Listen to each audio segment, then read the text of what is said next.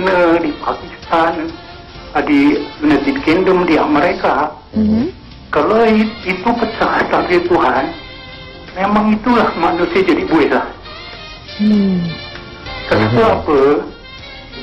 Kalau di India, kalau Himalaya itu meletup, rata nak dunia.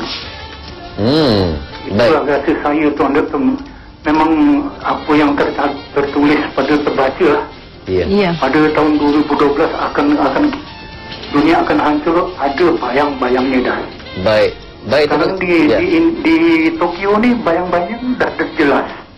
Baik, terima kasih Encik Ahmad atas pendapat yang diberikan tadi, juga mengenai kebimbangan berlakunya bencana yang lebih besar yang maha dahsyat pada tahun 2012. Cuma saya nak Doktor kembali kepada perkara yang saya bangkitkan tadi tentang kemahuan kita untuk hidup. Jadi bagaimana kalau kita berhadapan dengan bencana macam tu, walaupun ada ramalan yang mengatakan mungkin bencana besar akan berlaku, bencana yang maha dahsyat akan berlaku pada tahun hadapan, tapi kemahuan kita untuk hidup tu bagaimana boleh membantu kita untuk terus hidup walaupun apa saja berlaku dalam di sekeliling kita. Kita kena ingat bahawa apa juga yang diperkatakan itu semua ramalan. Macam ramalan dikatakan petang akan hujan di Kuala Lumpur contohnya, rupanya di tempat saya tak hujan contoh kan. Saya pun tanyalah, kenapa tak hujan pula tempat saya? Rupanya diramalkan di 1-2 tempat di Kuala Lumpur. Di mana tu kita tak tahu. Kita tak tahu di mana. 1-2 tempat tak ada masuk tempat saya lah kan. Jadi maknanya ialah bila satu-satu perkara itu ialah ramalan, ramalan kita tak perlu nak risau.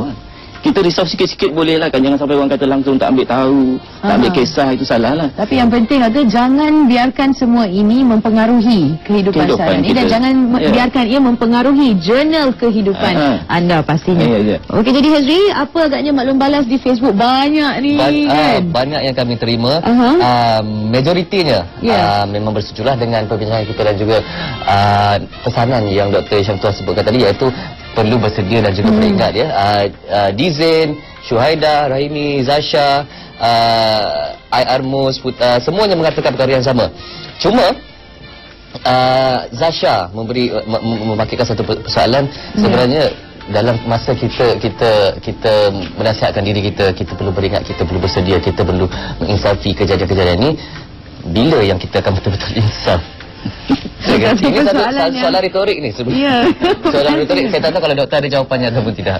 Ya, memang betul. Dia begini tau. Contohnya kita ambil orang yang nak lemas dalam sungai dia waktu dia lemas tu, ketika tak ada sesiapa boleh nak bantu dia, dia menjerit pun boleh jadi orang tak dengar, dan pelampung dia pun hampir nak bocor, pada siapa dia akan bergantung pada waktu itu? Agak-agak pada siapa? Tentu pada Tuhan. Ya Allah terselamatkan aku, tak kira siapa pun dia, apa juga pegangan dia, berapa umur dia, apa jawatan dia, pada waktu itu dia akan kata ya Allah, kan? Dia akan kembali ke situ. Jadi maknanya kalau manusia ni dia betul-betul sedar ialah pada waktu itulah. Bila nak kena sudah tak ada tempat lain nak bergantung, barulah. Tapi selagi ada ke tempat bergantung, masih ada rumah di atas dia, masih ada kerja, dia memang terlara sikit. Dia memang rasanya lupa-lupa sikit lah. Ingat-ingat juga. Tapi nanti kalau dah tenang, dia akan lupa balik. Pasal itulah dalam agama kita disuruh biasa bertaubat. Istighfar selalu.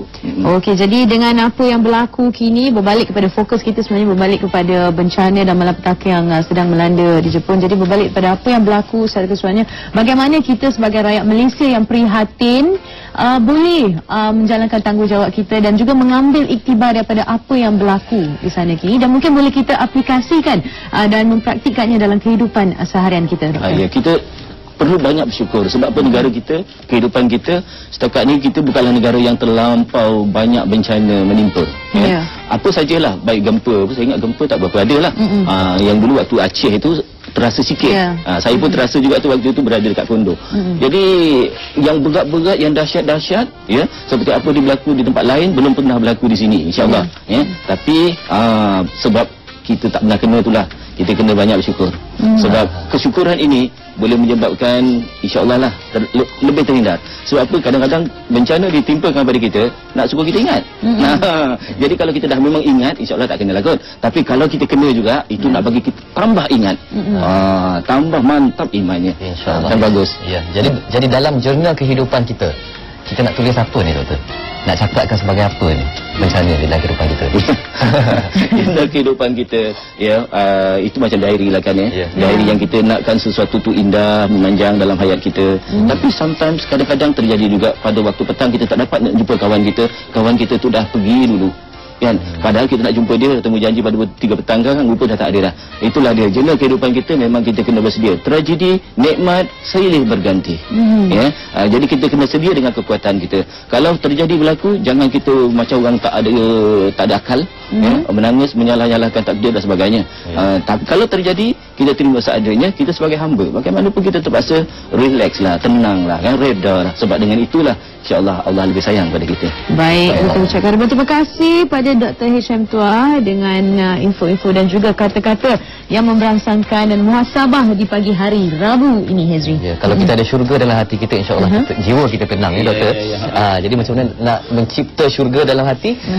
Rajin-rajinlah belik buku yang ditulis oleh Dr. Hisham Tuah, Iskandar Al-Hajj. Wow, okey. Dan anda renungkanlah isi kandungannya kerana pastinya dapat membantu anda mengharungi kehidupan anda dengan aman dan harmonis. Jadi seterusnya, kita nak meriahkan lagi pagi Rabu kita dengan apa, Hezri? Dengan satu persembahan khas yang kami bawakan, khas dari Aswara sendiri untuk anda semua, sebagai yang kata selingan lah untuk kita menenangkan jiwa kita.